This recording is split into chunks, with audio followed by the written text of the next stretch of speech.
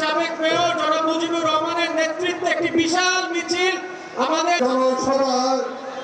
এখানে সভাপতিত্ব করছেন গাজীপুর মহানগর সম্মানিত সভাপতি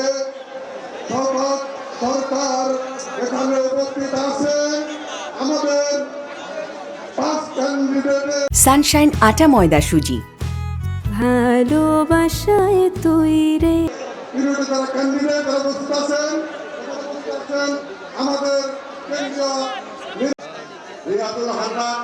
ডক্টর রফিকুল ইসলাম পাত্র, মুজিবুর রহমান এবং এয়ারপোর্ট রনি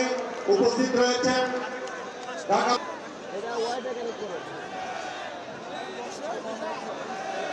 প্রিয় ভাইয়ের আমার